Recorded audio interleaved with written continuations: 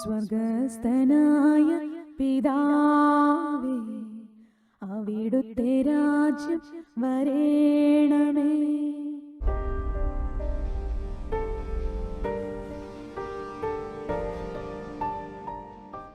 ദൈവം സ്നേഹമാണ്.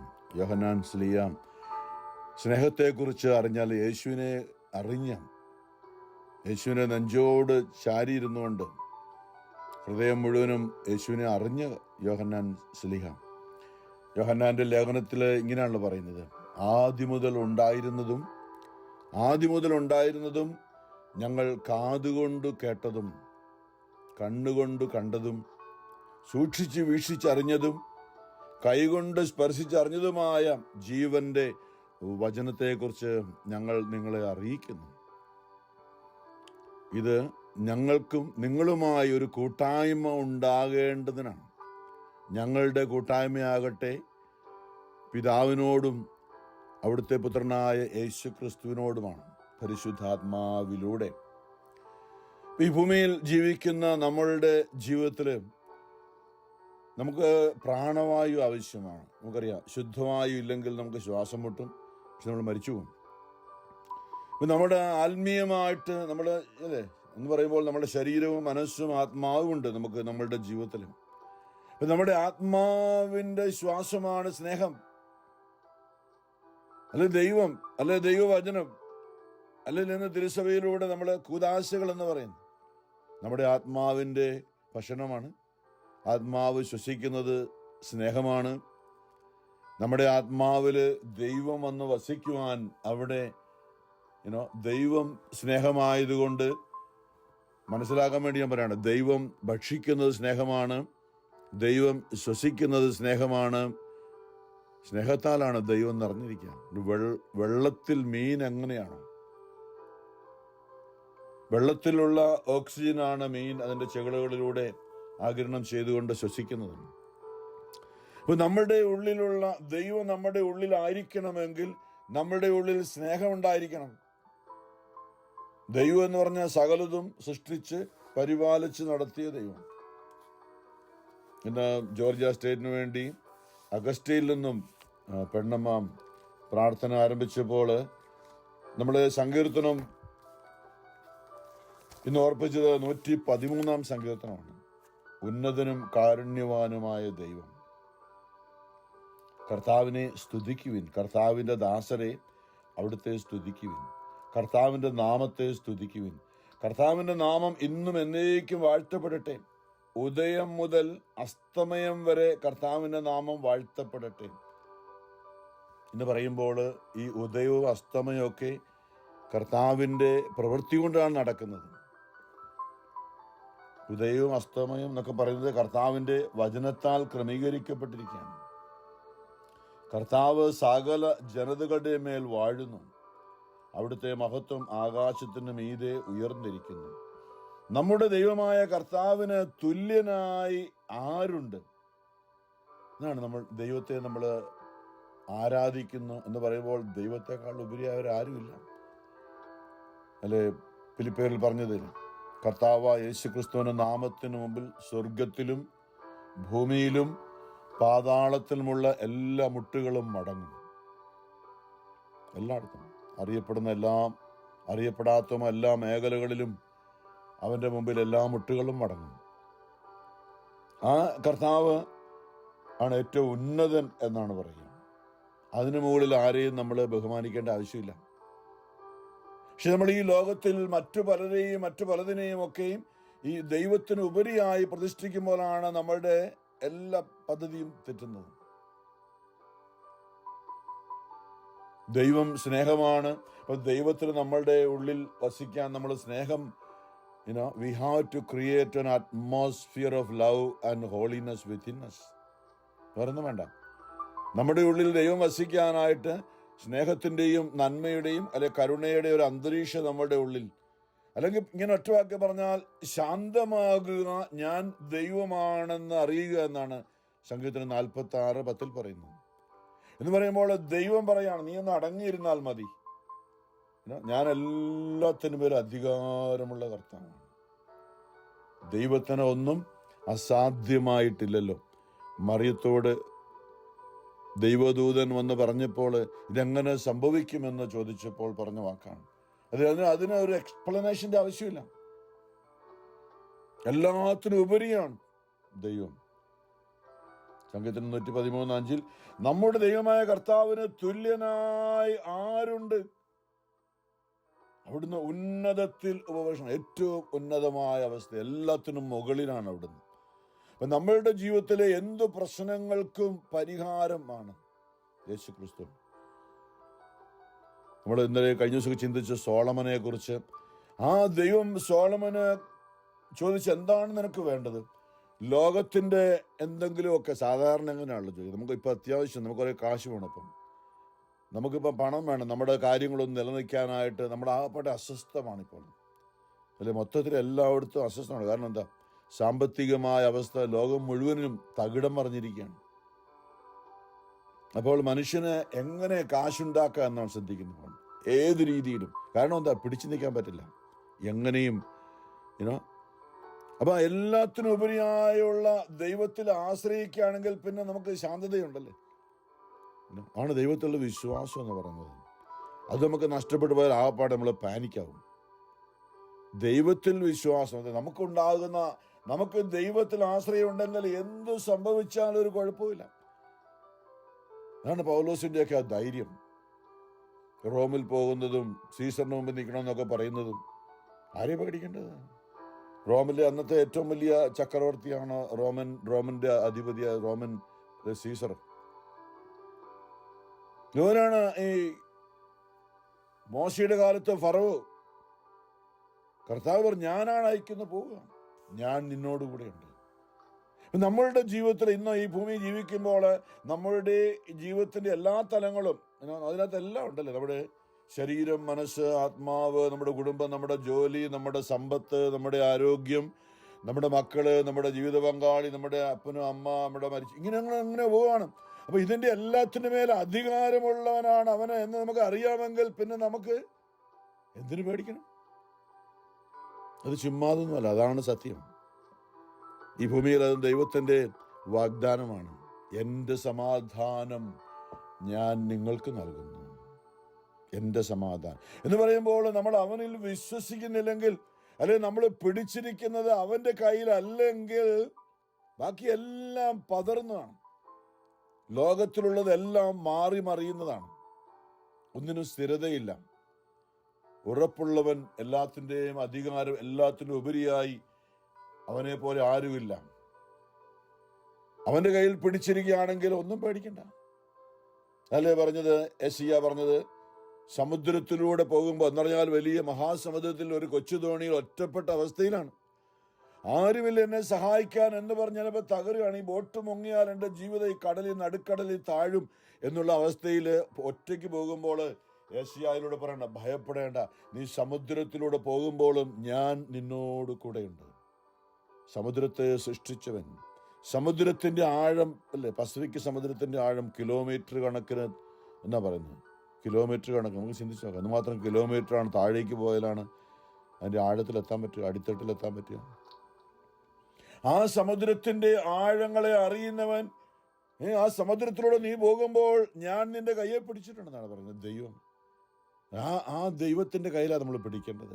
വീണ്ടും അല്ലേ, നദികൾ കടക്കുമ്പോൾ വെള്ളം നിന്റെ തലയെ കവിയില്ല എന്ന് പറഞ്ഞാൽ നമുക്ക് വിചാരം ഉണ്ടായിരുന്നു ഒക്കെ കുഴപ്പമൊന്നുമില്ല, നമ്മളെല്ലാം സെറ്റപ്പ് ചെയ്ത് വെച്ചിരിക്കുകയാണ്, മുമ്പോട്ട് പോവുക, നമ്മുടെ ബിസിനസ്സും അല്ലെങ്കിൽ നമ്മുടെ ജോലി, നമ്മുടെ സാമ്പത്തികമായ നമ്മുടെ ബഡ്ജറ്റും ഒക്കെ എല്ലായിട്ടും ഓക്കെയായിട്ട് പോകുന്നത്. പെട്ടെന്നൊരു സംഭവം എങ്ങനെയാണ്, പെട്ടെന്ന് ഒരു പ്രതീക്ഷയില്ലാത്ത രീതിയിൽ അല്ല എന്തെല്ലാം ലോകത്ത് സംഭവിക്കുന്നത്, എല്ലാം മാറി മറിയുമ്പോൾ പല രീതിയിലാണ്. ബിസിനസ്, ജോലി പോകുന്നു പെട്ടെന്ന്, അല്ലെ കൃഷിയിടങ്ങൾ ഫലം തരുന്നില്ല, അല്ലെ അത്തിമരങ്ങൾ പൂക്കുന്നില്ലെങ്കിലും, മുന്തിരിയിൽ ഫലങ്ങൾ ഇല്ലാതായാലും, ആലയിൽ ആടുകൾ അറ്റുപോയാലും ഞാൻ ദൈവമായ കർത്താവിൽ ആനന്ദിക്കും ആണ് ഹബക്കൂക്ക് പറഞ്ഞത്.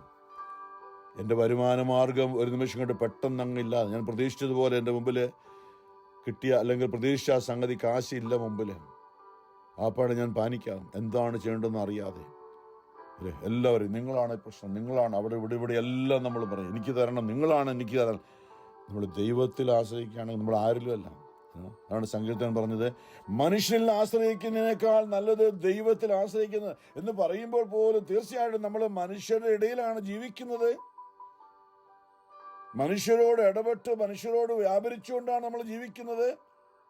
അവിടെയും നമ്മൾ അതിനുപരിയായ ദൈവത്തിൻ്റെ ഒരു നടത്തിപ്പിൽ നമുക്ക് വിശ്വാസമുണ്ടെങ്കിൽ, അത് ഞാൻ പറഞ്ഞ നമ്മൾ പിടിച്ചിരിക്കുന്നത് പുളിങ്കൊമ്പിലാണെങ്കിൽ, അങ്ങനെ ഒരു മലയാളത്തിലുള്ള ഫ്രേസ് ഉണ്ട്, പുളിങ്കൊമ്പ്. എന്നാൽ ഒടിയാത്ത കൊമ്പാണ് പുളിങ്കൊമ്പ്, അത് ഒടിയില്ല. നമ്മൾ പിടിച്ചിരിക്കുന്നത് കർത്താവിൻ്റെ കയ്യിലാണെങ്കിൽ എന്ത് പ്രശ്നം ഉണ്ടായാലും, അല്ലേ, നദികൾ കടക്കുമ്പോൾ ഇത് ഒരു കുഴപ്പമില്ല, മുമ്പോട്ട് പോയാൽ ഈ നമ്മുടെ പ്ലാനിങ് പോലെ കാര്യങ്ങളൊക്കെ നടക്കുമെന്ന് കരുതി എന്ന് പറഞ്ഞാൽ ജീവിതത്തിൽ മുമ്പോട്ട് പോകുമ്പോൾ ഒരു നദി കടക്കണം, ഒരു നദി കടക്കണം. അപ്പോൾ അത് നോക്കിയപ്പോൾ കുഴപ്പമൊന്നുമില്ല, അവിടെ വലിയ ഒഴുക്കൊന്നും കാണുന്നില്ല, പതുക്കെ നടക്കാമെന്ന് കരുതി നീന്തൽ അറിയില്ല, അതാ പ്രശ്നം.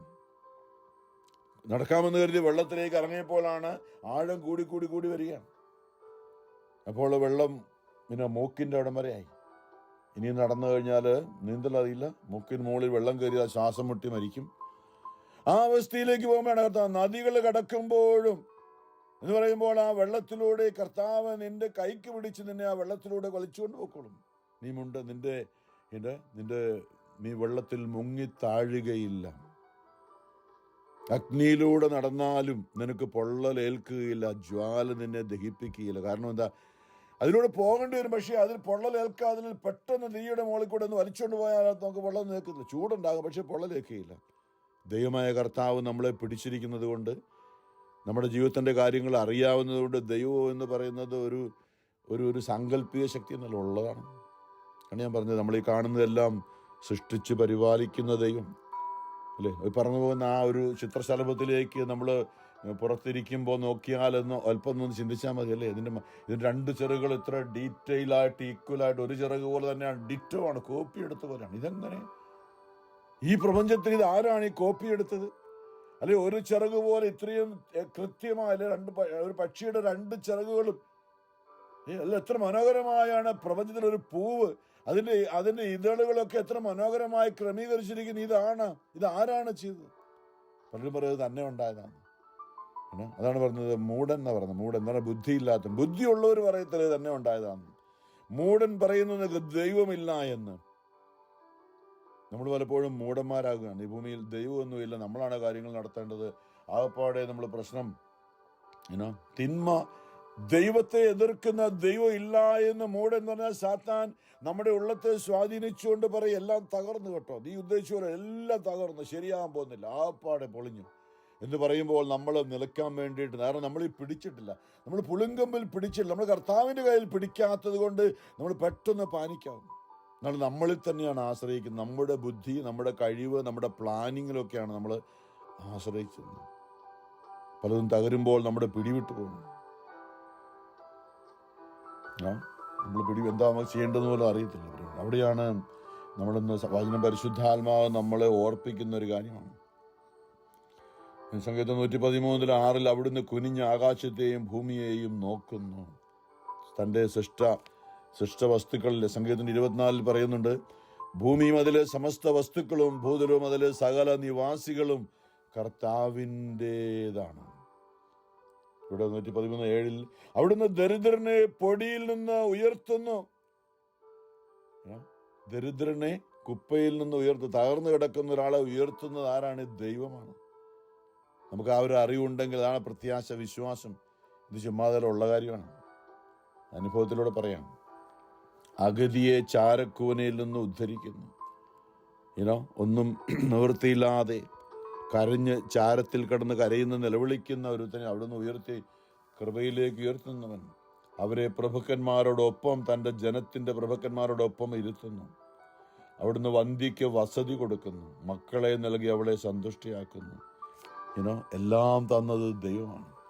നമ്മളുടെ കുടുംബവും ജീവിത പങ്കാളിയും മക്കളും മാതാപിതാക്കളും എല്ലാം ദൈവം തന്നതാണ്. അപ്പം ദൈവത്തിൻ്റെ ദാനമായി കണ്ടുകൊണ്ട് അതിനെ കാണണം, അല്ലെ? നല്ലൊരു ജീവിതം നിനക്ക് ഭൂമിയിൽ ഉണ്ടാകാൻ 4ാമത്തെ കൽപ്പനയാണല്ലോ, ദൈവം കൊടുത്ത കൽപ്പനയായിട്ട് നിനക്ക് ഭൂമിയിൽ നല്ലൊരു ജീവിതം ഉണ്ടാകുവാൻ നിന്റെ അപ്പനെയും അമ്മയെയും നീ ബഹുമാനിക്കണം എന്ന് പറയുമ്പോൾ അപ്പനിലൂടെ അമ്മയിലൂടെയാണ് നമുക്ക് ദൈവത്തെ കിട്ടുന്നത്. അബ്രാഹത്തിലൂടെ ഇസഹാക്കിന് കിട്ടി, ഇസഹാക്കിലൂടെ യാക്കോബിന് കിട്ടി, യാക്കോബിലൂടെ 12 ഗോത്രമല്ല യൂദായ്ക്ക് കിട്ടി, യൂദായിലൂടെയാണ് യേശുക്രിസ്തു ഭൂമിയിൽ വന്ന് പിറക്കുന്നത്. അപ്പം തലമുറകളിലൂടെയാണ് ദൈവം ഭൂമിയിലേക്ക് കടന്നു വന്നത്. അങ്ങനെയാണെങ്കിൽ നമ്മുടെ തലമുറകളിലൂടെയാണ് ഇന്നും ദൈവം അനുഗ്രഹിക്കുന്നത്. അതുകൊണ്ടാണ് 4-ാം പ്രമാണം കൽപ്പനയായി കൊടുത്തത്. ഭൂമിയിൽ നിനക്ക് നല്ലൊരു ജീവിതം ഉണ്ടാകാൻ നിന്റെ അപ്പനെയും അമ്മയെയും നീ ബഹുമാനിക്കണം. കാരണം എന്താ? അവരിലൂടെയാണ് നിനക്ക് ജീവൻ ദൈവം തന്നത്. സംഗീതം 127 പറയുന്നുണ്ട്, മക്കൾ ദൈവത്തിന്റെ ദാനം, ഉദരഫല ഒരു സമ്മാനമെന്ന്. നമ്മൾ ദൈവം പ്രവർത്തിക്കുന്ന രീതി നമ്മൾ മനസ്സിലാക്കണം. അപ്പോൾ ദൈവത്തെ അറിയണം, ദൈവത്തെ അംഗീകരിക്കണം. ഇന്ന് നമ്മൾ ചിന്തിച്ച ദൈവ സ്നേഹമാണെന്ന്. അപ്പോൾ ഇന്നലെയൊക്കെ നമ്മൾ ചിന്തിച്ച ഇന്നത്തെ 1-ാമത്തെ വായന അവിടെ നിന്നാണ്, കൊരിന്ത്യർ എഴുതിയ ലേഖനത്തിൽ നിന്നാണ് പൗലോസ്ലീഹ ഇന്ന് നമ്മോട് സംസാരിക്കുന്നത്. എന്താ? നമുക്കെല്ലാം ഉണ്ട്, ഒത്തിരി കാര്യങ്ങൾ അറിയാം, നമുക്ക് ബുദ്ധിയുണ്ട്, യുക്തിയുണ്ട്, വിദ്യാഭ്യാസമുണ്ട്, എല്ലാം നല്ലതാണ്. പക്ഷേ നമ്മളിൽ സ്നേഹം നഷ്ടപ്പെടുമാണ്. ദൈവത്തിൻ്റെ രൂപം സ്നേഹമാണ് അല്ലേ? പണ്ട് നമ്മൾ ചിന്തിച്ച ഒരു പാട്ടുണ്ടല്ലോ അല്ലേ, എപ്പോഴും കേൾക്കുന്ന ആബേലച്ചൻ എഴുതിയ, ഈശ്വരനെ തേടി ഞാൻ നടന്നു, കടലുകൾ കടന്ന് ഞാൻ തിരിഞ്ഞു. നമ്മൾ പറയും ദൈവമൊന്നുമില്ല, പലയിടത്തും അന്വേഷിച്ചിട്ടും ദൈവത്തെ കാണുന്നില്ല. ദൈവമൊന്നും ഇല്ല. ദൈവം ഉണ്ടായിരുന്നെങ്കിൽ ഇങ്ങനെ സംഭവിക്കുമോ? അതിനുള്ളവരെയും ദൈവം എന്താ പറയുക, അവസാനം ഞാൻ എന്നിലേക്ക് തിരിഞ്ഞു, എൻ്റെ ഉള്ളിലേക്ക്.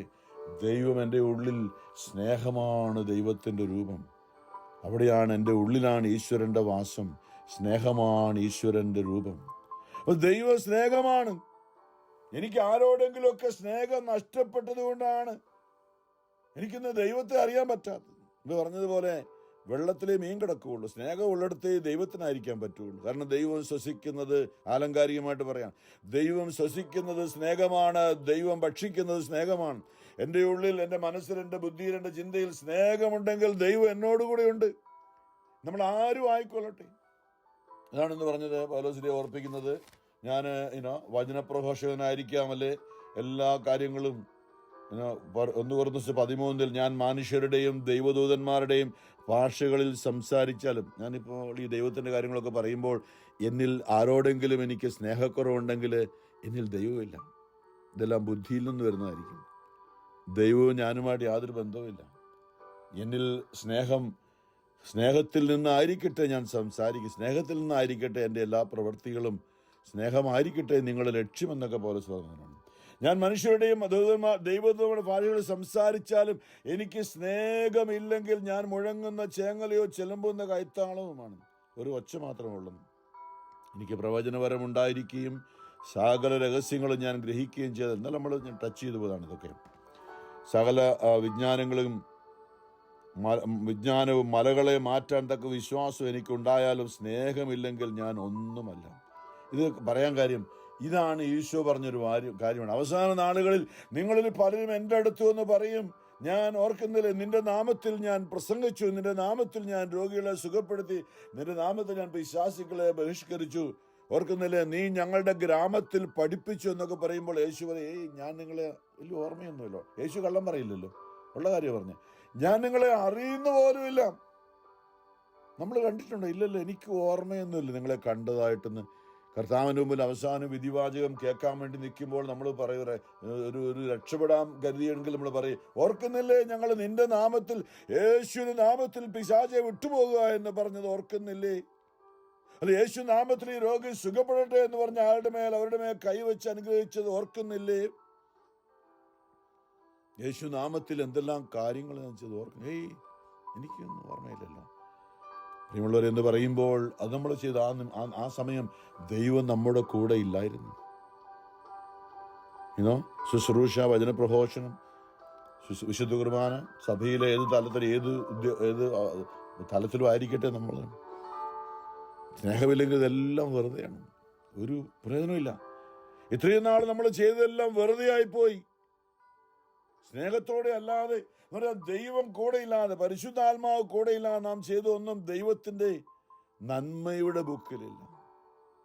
നമ്മൾ അവസാനം പുസ്തകങ്ങൾ തുറക്കപ്പെട്ടു വിധിവാചകത്തിനായി എന്ന് പറയുമ്പോൾ നമ്മുടെ നന്മയുടെ പുസ്തകത്തിൽ എന്തെങ്കിലും ഉണ്ടെങ്കിലാണ് നമ്മളെ എൻ്റെ പിതാവിനാൽ അനുഗ്രഹിക്കപ്പെടുന്നത്. കാരണം ഇപ്പോൾ ഉള്ളത് എന്താ? മുഴുവനും തിന്മ. നമ്മൾ ചെയ്ത എല്ലാ തിന്മകളും എഴുതിയൊരു പുസ്തകമുണ്ട്, അതിനകത്തായിരിക്കും നമ്മുടെ നമ്പർ ഒന്നാമത് നിൽക്കുന്നത്. വചന പ്രഘോഷകനാണ്, പ്രാർത്ഥനാ കൂട്ടായ്മ നയിക്കുന്നയാളാണ്. ഞാൻ എന്നെക്കുറിച്ച് പറഞ്ഞു കേട്ടോ. കൂടുതലും നമ്മുടെ പേര് അതിനകത്തായിരിക്കാം. നോക്കുമ്പോൾ എന്താ പറയുക? സ്നേഹമില്ലാതെയാണ്. ദൈവം സ്നേഹമാണ്.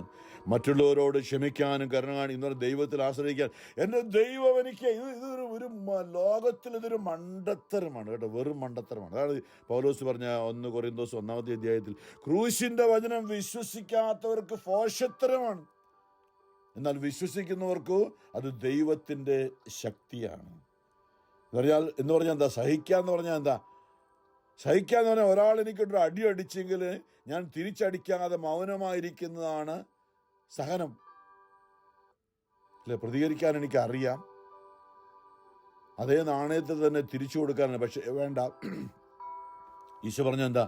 നിന്റെ ഇടത്തെ കർണത്തെ അടിക്കുന്നവന് വലത്തെ കർണം കൂടി കാണിച്ചു കൊടുക്കും. അവിടെയാണ് സ്നേഹം. അത് ബലഹീനതയാണ്. മറ്റുള്ളവർ വിചാരിക്കും ഈ പാർട്ടിക്ക് എന്നും പറയാനില്ല, കാരണം അതങ്ങനെ. പക്ഷെ അത് സഹനമാണ്. അവിടെയാണ് ശക്തി. യേശു, ഞാൻ പറയും, സാത്താൻ ഇങ്ങനെ നമ്മളെ ഇപ്പോഴും പ്രകോപിപ്പിച്ചുകൊണ്ടിരിക്കും, നമ്മുടെ സ്നേഹം എടുത്തു മാറ്റാൻ വേണ്ടിയിട്ട്. മനഃപൂർവ്വമല്ല കേട്ടോ. മനുഷ്യരായ നമ്മുടെ എല്ലാം ഉള്ളിൽ മുമ്പ് പറഞ്ഞതുപോലെ നമ്മൾ പാനിക്കായിട്ട് ആകപ്പാടെ എല്ലാവർക്കും എതിരെ കുറ്റം പറയും. നമ്മൾ കുറ്റം പറയുമ്പോൾ എന്താ സംഭവിക്കുന്നത്? ആരുടെയെങ്കിലുമൊക്കെ ഉള്ള സ്നേഹം എടുത്തു മാറ്റാൻ വേണ്ടി സാത്താൻ നമ്മളെ ഒരു ആയുധമായിട്ട് ഉപയോഗിക്കുകയാണ്, നാം പോലും അറിയാതെ. നമ്മൾ ഈ പറയുന്ന വാക്കുകൾ കേൾക്കുമ്പോൾ ഒരാൾക്ക് നമ്മളോട് ദേഷ്യം തോന്നുകയാണ്, അല്ലെങ്കിൽ കുറ്റം പറയാൻ. അപ്പൊ എന്താ? നമ്മുടെ ഉള്ളിലെ സ്നേഹം നഷ്ടപ്പെടുകയാണ്. വെറുപ്പും വിദ്വേഷവും വാശിയും വൈരാഗ്യം കാണുമ്പോൾ സ്നേഹം ചോർന്നു പോവുകയാണ്. സ്നേഹം ചോർന്നു പോയാൽ പിന്നെ അവിടെ ദൈവത്തിന്, പരിശുദ്ധാത്മാവിന് വസിക്കാൻ പറ്റില്ല. അപ്പോൾ അവിടെ സാത്താൻ ചാടിക്കയറും. മത്തായി 12 ഈശോ പറഞ്ഞു, ഉള്ളം ശൂന്യമായി കിടക്കുന്നത് ഒരു ദുഷ്ടാത്മാവ് 7 എണ്ണത്തിനെ കൂട്ടിക്കൊണ്ടുവരുന്നു. ആ മനുഷ്യന്റെ സ്ഥിതി പണ്ടത്തേതിനേക്കാൾ ശോചനീയമായിരിക്കും. ഈ തലമുറയ്ക്കും ഇത് തന്നെയായിരിക്കും സംഭവിക്കാന്ന് ഈശോ പറഞ്ഞു മത്തായി 12. അപ്പോൾ സ്നേഹമായി, ഞാൻ അത് മുഴുവൻ വായിക്കുന്നില്ല. വളരെ സ്നേഹം ദീർഘക്ഷമ എന്നാൽ ഒരു കാര്യം പറഞ്ഞാൽ, സ്നേഹം ദൈവമാണെങ്കിൽ ദൈവത്തിന്റെ സ്വഭാവം ഇതാണ്. അങ്ങ് മനസ്സിലാക്കാൻ വേണ്ടി പലപ്പോഴും പറഞ്ഞിട്ടുണ്ട്. സ്നേഹത്തിന് പകരം ദൈവം എന്ന വാക്ക് ഉപയോഗിച്ചാൽ ദൈവത്തെ അറിയാനായിട്ട്, ദൈവത്തെ മനസ്സിലാക്കാനായിട്ടുള്ള അധ്യായമാണ് 1 കൊരിന്തോസ് 13:4 വചനം. സ്നേഹം ദീർഘക്ഷമയും ദൈവമുള്ളതാണ്. സ്നേഹത്തിന് പകരം ദൈവം എന്ന് ചേർത്താൽ മതി, ദൈവത്തിന്റെ സ്വഭാവം അറിയാൻ. അങ്ങനെയാണ് ദൈവത്തെ മനസ്സിലാക്കുന്നത്. ഞാൻ എന്തൊക്കെ ചെയ്താലാണ് ദൈവവുമായിട്ട് എനിക്ക് ബന്ധമുണ്ടാകുന്നത്? ഏറ്റവും ഒടുവിൽ പറയാണ്, പ്രത്യാശ, സ്നേഹം, വിശ്വാസം, പ്രത്യാശ, സ്നേഹം, ഇവ 3 നിലനിൽക്കുന്നു, എന്നാൽ സ്നേഹമാണ് സർവോത്കൃഷ്ടം. സ്നേഹമാണ് ഏറ്റവും പ്രധാനപ്പെട്ട സ്നേഹം. വിശ്വാസം ഇല്ലായിരിക്കും, സ്നേഹം ഉണ്ടായിരിക്കട്ടെ. ക്ഷമിക്കാനും ദൈവം നടത്തും. ദൈവത്തെ എന്ന് പറയുന്നത് മണ്ടത്തരമാണ്, വെറും മണ്ടത്തരമാണ് മാനുഷികമായിട്ട്. പക്ഷേ അവിടെയാണ് ദൈവം പ്രവർത്തിക്കുക. പക്ഷെ നമ്മളെ ഉള്ളിൽ അതുകൊണ്ടാണ് ദൈവം പറഞ്ഞു, ഞാൻ നിങ്ങളെ അറിയുന്നില്ല. കാരണം നമ്മൾ എന്തൊക്കെ ചെയ്യുന്നത് പോലെ നമ്മളുടെ ആ രീതി ദൈവം സ്നേഹമാണ്, ദൈവം നന്മയാണ്, ദൈവം കരുണയാണ്. അപ്പോൾ ഇന്നത്തെ സുവിശേഷത്തിൽ യോഹന്നാൻ സ്നാപകനെ കുറിച്ച് പറഞ്ഞിട്ടാണ് ഈശോ പറയുന്നത്, അവനെ പോലെ ഈ ലോകത്ത് സ്ത്രീകളിൽ ജനിച്ചവരിൽ യോഹന്നാനെ പോലെ അത്രയും വലിയവനായിട്ട് ആരുമില്ല എന്നൊക്കെ പറഞ്ഞിട്ട് വേറൊരു ഈശോ പറയുന്നുണ്ട്. എന്നാൽ ദൈവരാജ്യത്തിലെ ഏറ്റവും ചെറിയവൻ എന്ന് പറഞ്ഞാൽ ദൈവ ആത്മാവിനാൽ നയിക്കപ്പെടുന്നവൻ യോഹന്നാൻ സ്നാപകനേക്കാളും വലിയവനായിരിക്കും എന്നൊക്കെ വേറൊരു ഈശോ പറയുന്നുണ്ട്. എന്ത് കാണാൻ വേണ്ടിയാണ് നിങ്ങൾ മരുഭൂമിയിലേക്ക് പോയത്? മൃദുല വസ്ത്രങ്ങൾ ധരിച്ചിരിക്കുന്നതല്ല, അവിടെ കഴുതയുടെ അല്ലെങ്കിൽ ഒട്ടകത്തിൻ്റെ തോലും വെട്ടുക്കിളികളെയൊക്കെ തിന്നു നടക്കുന്ന കാട്ടാളനെ പോലെ ഒരു മനുഷ്യനെയാണ് അവിടെ കണ്ടത് യോഹന്നാൻ സ്നാപകനിൽ. പക്ഷേ അവന് എന്താണ് പറഞ്ഞത്? യേശു എന്ന് പറയുന്നതാണ് സുവിശേഷത്തിൽ, ഇതാ നിനക്ക് മുമ്പേ എൻ്റെ ദൂതനെ ഞാൻ അയക്കുന്നതിന് വായനയുടെ തൊട്ടുമുമ്പ് ഞാൻ വായിക്കുകയാണ്. ഇതാ എൻ്റെ ദൂതനെ ഞാൻ നിനക്ക് മുമ്പേ അയക്കുന്നു, അവൻ മുമ്പേ പോയി നിനക്ക് വഴിയൊരുക്കും. ഞാൻ നിങ്ങളോട് പറയുന്നു, സ്ത്രീകളിൽ നിന്ന് ജനിച്ചവൻ, ഇവിടെ തന്നെയാണ്, സ്ത്രീകളിൽ നിന്ന് ജനിച്ചവരിൽ യോഹന്നാനേക്കാൾ വലിയവനില്ല, എങ്കിലും ദൈവരാജ്യത്തിലെ ഏറ്റവും ചെറിയവൻ എന്ന് പറഞ്ഞാൽ സ്നേഹമുള്ളവനാണ് കേട്ടോ. ദൈവരാജ്യം എന്ന് പറഞ്ഞാൽ പരിശുദ്ധാത്മാവ്, ദൈവ ആത്മാവിനാൽ നയിക്കപ്പെടുന്നതാണ് ദൈവരാജ്യം. ദൈവത്തിൻ്റെ ഭരണമാണ് ദൈവരാജ്യം എന്ന് പറഞ്ഞാൽ ദൈവ ആത്മാവാണ് അവിടെ ഭരിക്കുന്നത്. ദൈവ ആത്മാവിനെ അനുസരിക്കുന്നവരാണ് ദൈവരാജ്യത്തിൽ. അത് യോഹന്നാൻ സ്നാപകനേക്കാളും വലിയവനാണ് ഈ കാലഘട്ടത്തിൽ. നമ്മൾ ആരും ആയിക്കൊള്ളട്ടെ, ഇത് കേട്ട് യോഹന്നാനേക്കാൾ വലിയവനില്ല, എങ്കിലും ദൈവരാജ്യത്തിൽ ഏറ്റവും ചെറിയവൻ അവനേക്കാളും വലിയവനാണ്. ഈശോ വീണ്ടും പറയാണ്, ഇത് കേട്ട് യോഹന്നാന്റെ ജ്ഞാനസ്നാനം സ്വീകരിച്ച സാമാന്യ ജനവും ചുങ്കക്കാരും ദൈവനീതിയെ പ്രഘോഷിച്ചു. എന്നാൽ ഫരിസേയരും നിയമജ്ഞരുമാകട്ടെ അവരെ യോഹന്നാന്റെ സ്നാനത്തെ തള്ളിക്കളഞ്ഞതാണ്. ഫരിസേയരും നിയമജ്ഞരോട് യോഹന്നാന്റെ ജ്ഞാനസ്നാനം സ്വീകരിക്കാതെ തങ്ങളെ പറ്റിയുള്ള ദൈവഹിതം നിരസിച്ചു കളഞ്ഞു. ഈശോയാണ് ഈ തലമുറ, അല്ലെങ്കിൽ ഈ യോഹന്നാൻ സ്നാപകൻ വന്നപ്പോൾ തള്ളിക്കളഞ്ഞ ഈ തലമുറ. ഒരു കാര്യം, അവർക്ക് സ്വന്തമായിട്ടുള്ള തീരുമാനമാണ്. അവര് ഈ തലമുറയെ എന്തിനോടാണ് ഞാൻ ഉപമിക്കേണ്ടത്? അവർ ആരെ പോലെയാണ്? ആരെ പോലെയാണ് ഞങ്ങൾ? ഇങ്ങനെയാണ് പറയുന്നത്. ചന്തസ്ഥലത്ത് കുറേ ആൾക്കാരിക്കില്ല, വേറെ പണിയൊന്നുമില്ല. ചന്തസ്ഥലത്ത് മതിലൊക്കെ ഇരുന്നുകൊണ്ട് ഇങ്ങനെ കൂട്ടുകാർ തമ്മിൽ എപ്പോഴും സ്വര പറഞ്ഞുകൊണ്ടിരിക്കും. അവർ തമ്മിൽ വഴക്കമുണ്ടാക്കും, അടിപിടി ഉണ്ടാക്കും, ബഹളം ഉണ്ടാക്കും, ഒന്നിച്ച് കള്ളു കുടിക്കും, ഒന്നിച്ച് എല്ലാം പറയും. അവസാനം അടിപിടി ഉണ്ടാക്കി ബഹളം വെച്ച് പിരിയുന്ന ഒരു ഗ്രൂപ്പ് ഉണ്ടല്ലോ. അതേക്കുറിച്ചാണ് ഈശോ പറയുന്നത്. ഈ തലമുറയെ എന്തിനോടാണ് ഞാൻ ഉപയോഗിക്കേണ്ടത്? അവർ ആരെ പോലെയാണ്? ഞങ്ങൾ നിങ്ങൾക്ക് വേണ്ടി കുഴൽ ഊതിയെങ്കിലും നിങ്ങൾ നൃത്തം ചെയ്തില്ല എന്ന് പറയുമ്പോൾ, ഞങ്ങൾ പാട്ട് പാടിയെങ്കിലും സന്തോഷത്തിൽ നിങ്ങൾ പാട്ട് പാടിയില്ല. ഞങ്ങൾ കരഞ്ഞു നോക്കി എന്നിട്ടും നിങ്ങൾ കരഞ്ഞില്ല. ചുമ്മാതെ എന്തുണ്ടെങ്കിലും പ്രശ്നമാണ് അവർക്ക്. എന്തിന് പ്രശ്നം കണ്ടുപിടിക്കുകയാണ്. ഇല്ല, ഞങ്ങൾ നിങ്ങൾക്ക് വേണ്ടി ഗാനം ആലോചിച്ചു, ഞങ്ങളോടുകൂടി നൃത്തം ചെയ്തില്ല. വീണ്ടും പറഞ്ഞത്, ഞങ്ങൾ നിങ്ങൾക്ക് വേണ്ടി വിലാപഗാനം ആലപിച്ചെങ്കിൽ നിങ്ങൾ കരഞ്ഞില്ല. എല്ലാത്തിനും കുറ്റമാണ്. നിങ്ങൾ സന്തോഷത്തോടെ നൃത്തം ചെയ്തില്ല, വിലാപഗാനം വരുമ്പോൾ അതും കൂടെ കൂടിയില്ല. നിങ്ങൾ ചന്തസ്ഥലത്ത് കൂട്ടുകാരെ വിളിച്ച് പറയുന്ന കുട്ടികളെ പോലെയാണ് അവർ. ഇതുപോലെയാണ് നമ്മൾ ഈ ലോകത്തിലൂടെ കടന്നു പോകുമ്പോൾ ജ്ഞാനം ഇല്ലാത്തവരാണ്. ദൈവം എന്താ പ്രവർത്തിക്കുന്നത് അറിയാതെ ലോകത്തിൽ കാണുന്നതിൻ്റെ എല്ലാം പിന്നാലെ പോയി ബഹളം വെച്ച് നടക്കുന്നു നമ്മൾ. ഇതുപോലെയാണ് ഇന്നത്തെ ഈ തലമുറ എന്നാ പറഞ്ഞത്. ഇന്ന് അങ്ങനെ ആയിക്കൊണ്ടിരിക്കുകയാണ് ലോകത്തിൽ. ദൈവത്തെ മറന്ന് നമ്മൾ പറയുന്നതിന് തൊട്ടതിന് പിടിച്ചെല്ലാം എപ്പോഴും ബഹളം വയ്ക്കുന്ന ഒരു തലമുറയായിട്ട് നമ്മൾ മാറിയിരിക്കുന്നതാണെന്ന് ഇന്നത്തെ സുവിശേഷമാണ്. ലൂക്ക 7-ാമത്തെ അധ്യായത്തിൽ 31 സുവിശേഷം. വീണ്ടും പറയാണ് ഈ യോഹന്നാൻ സ്നാപകനെ കുറിച്ച്. യോഹന്നാൻ എന്തെന്നാൽ ഈശോ യോഹന്നാനെ കുറിച്ച് വീണ്ടും പറയാണ്, എന്തെന്നാൽ യോഹന്നാൻ അപ്പം ഭക്ഷിക്കാത്തവനും വീഞ്ഞു കുടിക്കാത്തവനുമായി വന്നു. വീഞ്ഞു കുടിക്കാത്തവനായിരുന്നു യോഹന്നാൻ. ഞാൻ പരിശുദ്ധാത്മാവ് നിലനിർത്താൻ വേണ്ടി ഞാൻ പലപ്പോഴും ഓർപ്പിച്ചിട്ടുണ്ട്. നമ്മളിന്ന് ലോകത്തിൽ അല്പമല്ലേ ഒരു പെഗൊക്കെ അടിച്ചിരിക്കാന്ന് പറയുമ്പോൾ ലോകത്തിൽ കുഴപ്പം. പക്ഷെ നമ്മുടെ ഉള്ളിൽ പരിശുദ്ധാത്മാവ് നഷ്ടപ്പെടാൻ സാധ്യതയുണ്ട്. കാരണം എഫേസ്യസ് 5:18 പറഞ്ഞു, വീഞ്ഞു കുടിച്ച് ഉന്മത്തരാകരുത്, അതിൽ ദുരാത്മാവുണ്ട്, ദുരാശക്തി ഉണ്ട്. പരിശുദ്ധാത്മാവ് വിട്ടുപോകും, ദൈവം വിട്ടുപോകും നമ്മളെ. പിന്നെ ദുഷ്ടാരൂപിയാണ് നമ്മുടെ ജീവിതത്തെ ഏറ്റെടുക്കുക. അവിടെ നമ്മുടെ സമ്പത്തും നമ്മുടെ ആരോഗ്യവും നമ്മുടെ സ്നേഹബന്ധങ്ങളും ഒക്കെ തകരും. ദുഷ്ടാരൂപി അവൻ വരുന്നത് മോഷ്ടിക്കാനും നശിപ്പിക്കാനും കൊല്ലുവാനുമാണ്. നമ്മുടെ ആത്മാവിൽ ദൈവം നിരന്തരം വസിക്കുകയാണെങ്കിൽ എല്ലാം നന്മയായിരിക്കും. നമുക്കുള്ളതെല്ലാം ദൈവം നടത്തും, ദൈവം അനുഗ്രഹിക്കും. ദുഷ്ടാത്മാവ് നമ്മുടെ ഉള്ളിൽ കടന്നു വരും. നമ്മൾ മനസ്സിലാക്കുന്നില്ല പലപ്പോഴും. ചന്തസ്ഥലത്തിരിക്കുന്ന പിള്ളേരെ പോലെയാണ്. ലോകത്തിന്റെ എല്ലാം ചെയ്തുകൊണ്ട് പോകുമ്പോൾ ദുഷ്ടാത്മാക്കളാണ് നമ്മുടെ ജീവിതത്തിൽ കടന്നു വന്ന് നമ്മൾ ഒരു കാര്യം ചെയ്താലും ശരിയാകത്തില്ല. എല്ലാം മോഷ്ടിക്കുക, നശിപ്പിക്കുന്ന ദുഷ്ടാരൂപി നമ്മുടെ ജീവിതത്തെ ഏറ്റെടുക്കുന്ന ഒന്നാണ്. ഇപ്പം യേശുവിനെ കുറിച്ച് പറയുമ്പോൾ, യോഹന്നാൻ അപ്പം ഭക്ഷിക്കുന്നവനും വീഞ്ഞു കുടിക്കാത്തവനുമായി വന്നു, അവന് പിശാച് ബാധയുണ്ട്, അവന് പിശാച് ബാധിച്ചിരിക്കുന്നു നിങ്ങൾ പറയുന്നു. മനുഷ്യപുത്രൻ, യേശു തന്നെ കുറിച്ച് പറയാണ്, മനുഷ്യപുത്രൻ ഭക്ഷിക്കുന്നവനും പാനം ചെയ്യുന്നവനുമായി വന്നു എന്ന് പറയുമ്പോൾ ഭക്ഷണമൊക്കെ കഴിക്കുന്നുണ്ട്, പിന്നെ മുന്തിരിച്ചാറൊക്കെ കുടിക്കുന്നുണ്ട്. പക്ഷെ ഒരു കാര്യം നമ്മൾ മനസ്സിലാക്കണം. ഇത് കേൾക്കും പലരും എന്നോട് ചോദിച്ചു, എന്നാ ബ്രദറെ ഈ വീഞ്ഞു കുടിക്കുന്നതോ അല്ലെ പാർട്ടിക്ക് പോകുന്നതോ കള്ളു കുടിക്കുന്നതൊക്കെ തെറ്റാണ്. ഈശോ ഇവിടെ പറയുന്നുണ്ടല്ലോ അല്ലേ, ഈശോ മനുഷ്യപുത്രൻ ഭക്ഷിക്കുന്നവനും പാനം ചെയ്യുന്നവനുമായി വന്നു. അപ്പോൾ ഇതാ ഭോജനപ്രിയനും മദ്യപനും ചുങ്കക്കാരുടെയും പാപികളുടെ സ്നേഹിതനുമെന്ന് മനുഷ്യൻ എന്ന് നിങ്ങൾ പറയുന്നു.